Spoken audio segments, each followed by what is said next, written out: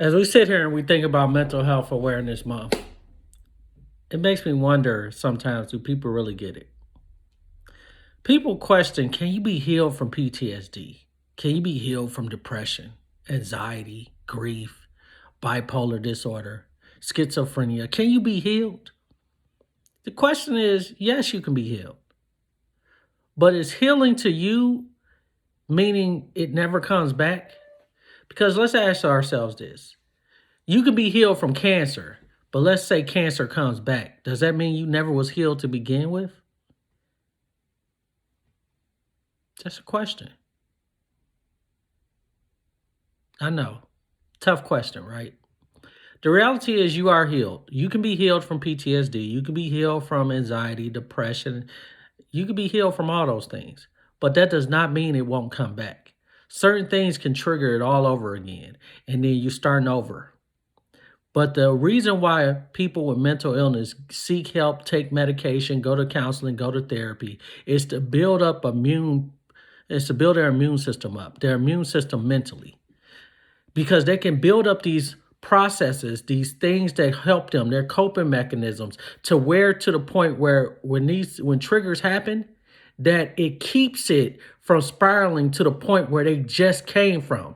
Meaning a person who's been dealing with mental illness, let's just say PTSD, for example, they dealing with PTSD, and when they dealing with PTSD, that post-traumatic stress disorder, right? They dealing with that. So when they building up all these mechanisms, these coping skills and everything else, when something triggers it, the thought process and the immune system and the reason for all these coping skills is so that they don't have to start over from scratch to the point where that PTSD and that trauma occurred. Instead, they might have to deal with that trauma right where it's happening right now in the present and not in the past.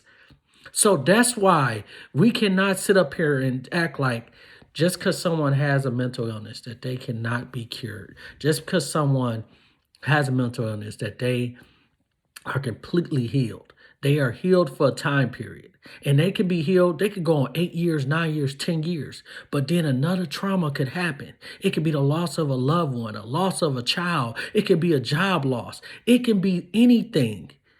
So whatever that trauma is, it can take them literally back to 8 years ago if they have not built up the right immune coping mental mechanisms to prevent them from going all the way back to 8 years. That's why we have to be careful about talking about healing and talking about people are cured from this. They're cured in the temporary form. It's no different than somebody who's had cancer. They get the diagnosis that they have no more cancer cells. They go on cancer free for 8, 9, 10 years, and then all of a sudden cancer comes back. It's possible. That's the same thing with mental illness. That's why your mental health is just as important as your physical health. Take care of it.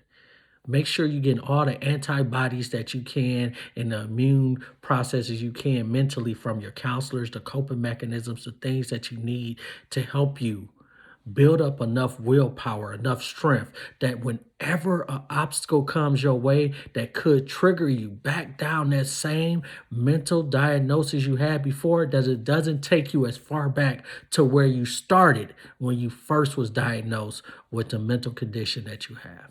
So don't allow your mental illness to break you, but instead allow it to make you stronger so that you can be better. And don't allow anyone to tell you just because you have a mental illness that you can't overcome it, because you can.